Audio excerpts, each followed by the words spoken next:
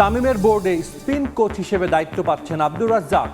ধোঁয়াশায় মোহাম্মদ রফিকের ভবিষ্যৎ, বিসিবির উত্তরের অপেক্ষায় সাবেক ক্রিকেটার। অবশেষে কাটছে ঋতুপর্ণা চাকমার বাড়ি নির্মাণের জটিলতা। প্রধানমন্ত্রীর নির্দেশে বাড়ি বুঝিয়ে দেওয়ার উদ্যোগ যুব ও ক্রীড়া মন্ত্রণালয়ের, দ্রুত সমস্যা সমাধানের আশ্বাস।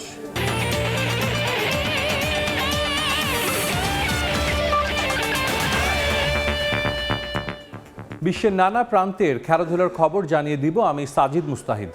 এই মুহূর্তে মিরপুর শেরে বাংলা স্টেডিয়ামে আছেন রিপোর্টার নিয়ন মোহাইমিন। ম্যাচের সবশেষ খবর জানতে সরাসরি যাচ্ছি তার কাছে। নিয়ন, চতুর্থ দিন শেষে পাকিস্তানের ক্রিকেটার সালমান আল আগা বলেছিলেন যদি বাংলাদেশ 250 রানের লিডও নেয় এবং তারা যদি পঞ্চম দিনে 50 থেকে 60 ওভারও পায় তাহলে পাকিস্তান সে রানটা চেস করবে এবং জয়ের জন্য খেলবে। পাকিস্তানের আশা অনেকটাই পূর্ণ হয়েছে, কারণ বাংলাদেশ যে টার্গেটটা দিয়েছে 268 রান, সেটার জন্য আজকে দিনভর তাদেরকে 75 ওভারের মতো বোলিং করবার সুযোগ পাবে বাংলাদেশ। অর্থাৎ বাংলাদেশের 10 উইকেট তুলে নিতে 75 ওভার, যেটার 5 থেকে 6টি ওভার ইতিমধ্যে চলে গেছে এবং পাকিস্তানকে এই ম্যাচ হয় পুরো ওভারটা টিকে থাকতে হবে অথবা বাংলাদেশের রানটা চেস করতে হবে।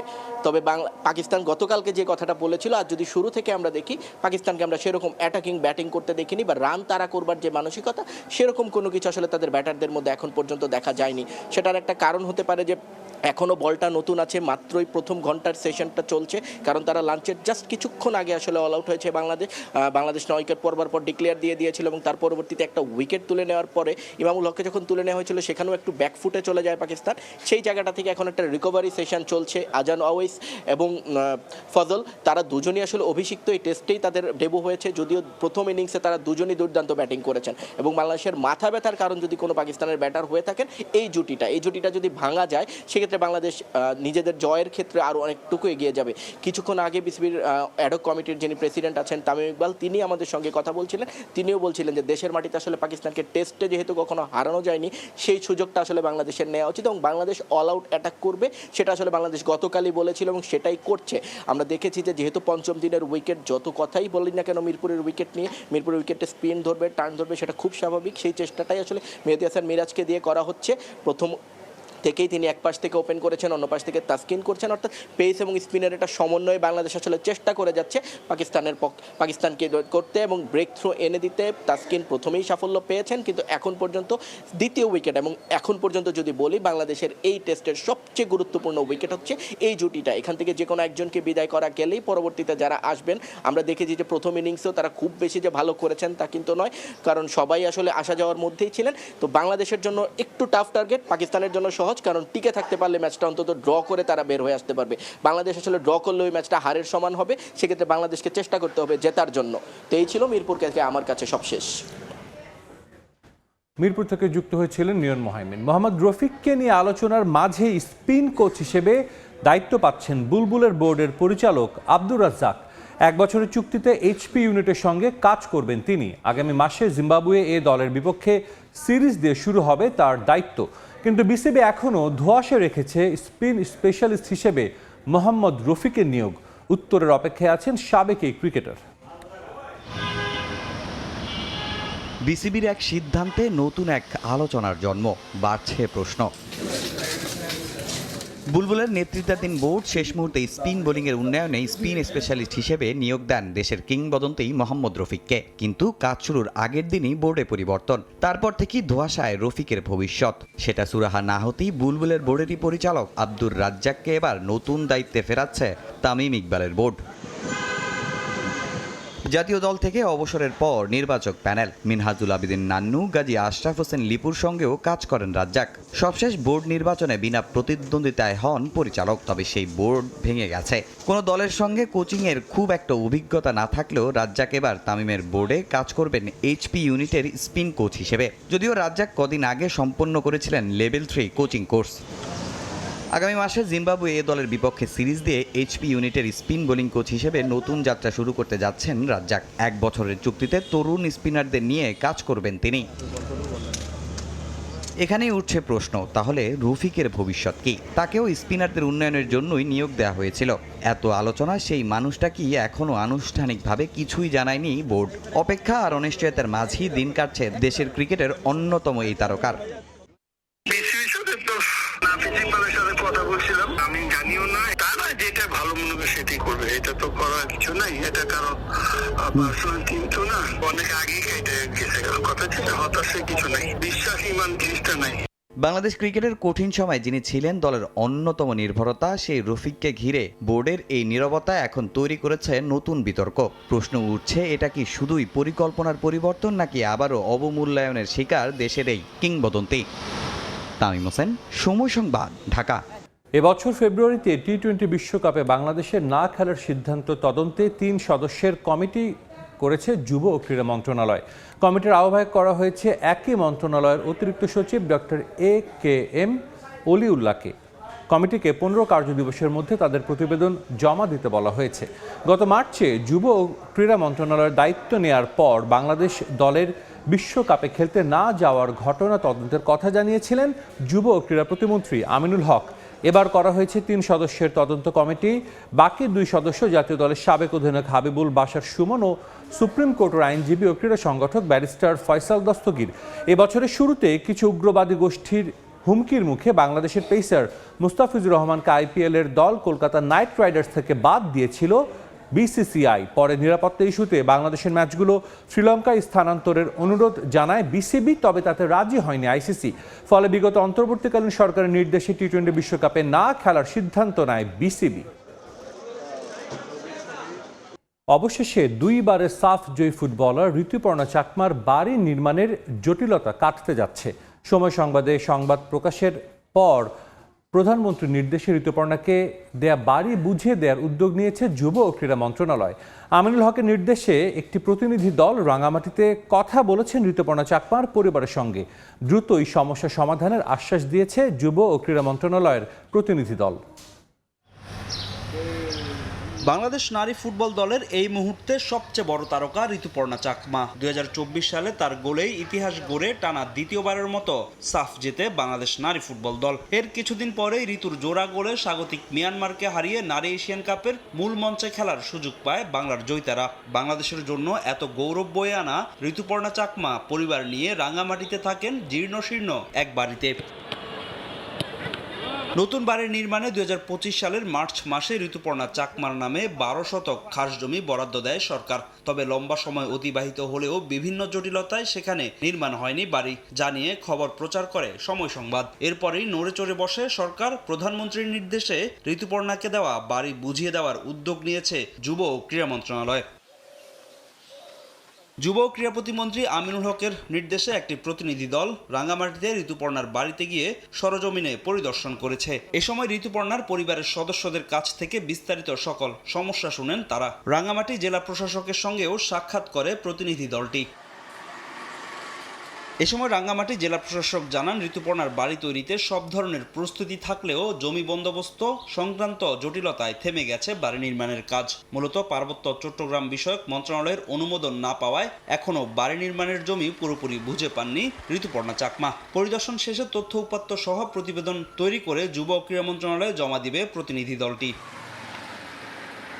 সরকারের এমন উদ্যোগে নতুন করে আশার সঞ্চার ঘটেছে ঋতুপর্ণা চাকমার পরিবারে। এর আগে বিসিবির বিগত কমিটি ঋতুপর্ণাকে বাড়ি নির্মাণ করে দেওয়ার প্রতিশ্রুতি দিলেও জমি জটিলতার শেষ পর্যন্ত প্রতিশ্রুতি আর রাখতে পারেনি তৎকালীন বিসিবি কমিটি। ফাহিম ইসলাম, সময় সংবাদ।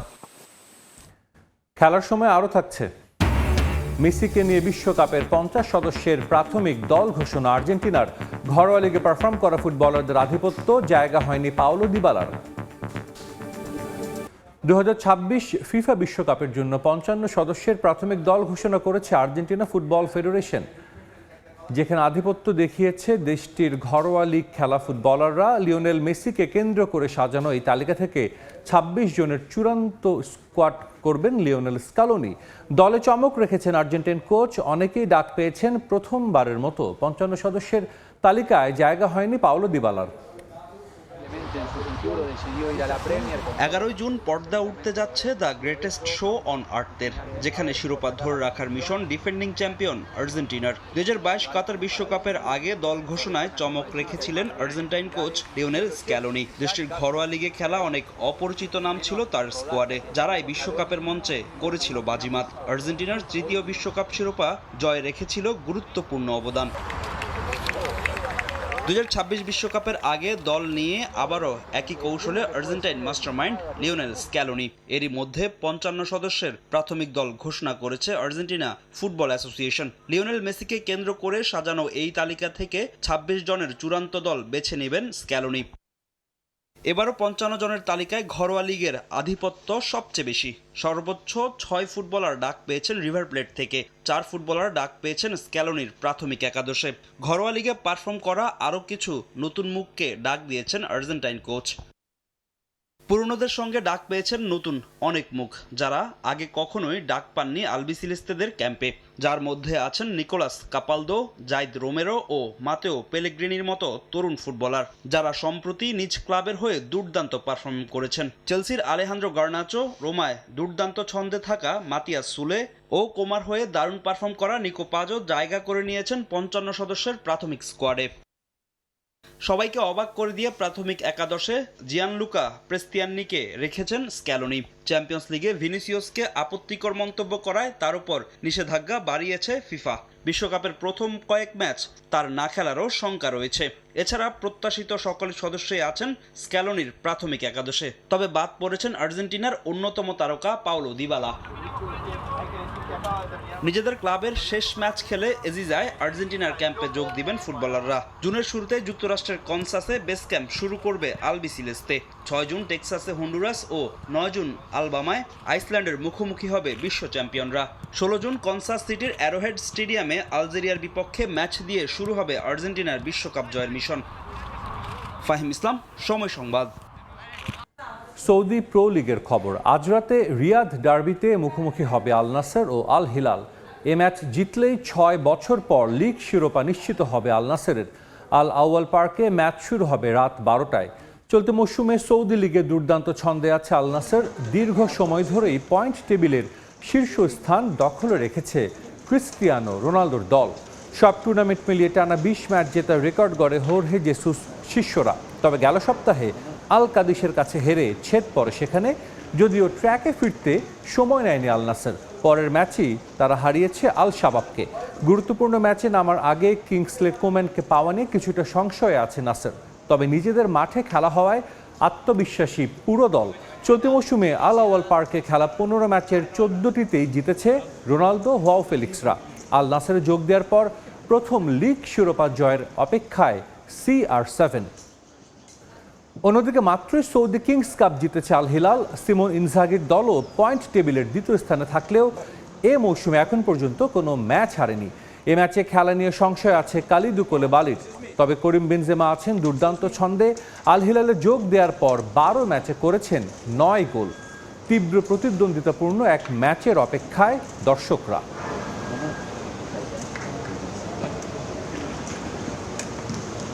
ক্রীড়াঙ্গনের নতুন প্রতিভা অন্বেষণের লক্ষ্যে দিনাজপুরে শেষ হলো তৃণমূল পর্যায়ের বৃহৎ ক্রীড়া উৎসব নতুন কুড়ি স্পোর্টস। দিনাজপুর জেলা স্টেডিয়ামে এই ক্রীড়া প্রতিযোগিতার সমাপনী ও বিজয়ীদের মাঝে পুরস্কার বিতরণী অনুষ্ঠানের আয়োজন করা হয়। দিনাজপুর জেলা প্রশাসন ও জেলা ক্রীড়া অফিসের যৌথ আয়োজনে এবারের প্রতিযোগিতায় কাবাডি, ক্রিকেট, ফুটবল, দাবা, ব্যাডমিন্টন, কারাতে, অ্যাথলেটিক্স এবং সাঁতার সহ বিভিন্ন ইভেন্টে জেলার বিভিন্ন উপজেলার শত শত খুদে অ্যাথলিট অংশ নেন। সমাপনী অনুষ্ঠানে প্রধান অতিথি হিসেবে উপস্থিত থেকে বিজয়ীদের হাতে ট্রফি ও মেডেল তুলে দেন অতিরিক্ত জেলা প্রশাসক রিয়াজ উদ্দিন। প্রতিযোগিতায় বালকদের কাবাডিতে চ্যাম্পিয়ন হয় চিরিরবন্দর উপজেলা, ক্রিকেটে চ্যাম্পিয়ন দিনাজপুর পৌরসভা, ফুটবলে নবাবগঞ্জ উপজেলা, দাবায় চ্যাম্পিয়ন হন সদরের রাইয়ান রশিদ, ব্যাডমিন্টনে চ্যাম্পিয়ন হয়েছে ফুলবাড়ী উপজেলা। অবশেষে তাকছে ঋতুপর্ণা চাকমার বাড়ি নির্মাণের জটিলতা। প্রধানমন্ত্রীর নির্দেশে বাড়ি বুঝিয়ে দেওয়ার উদ্যোগ যুব ও ক্রীড়া মন্ত্রণালয়ের। দ্রুত সমস্যা সমাধানের আশ্বাস।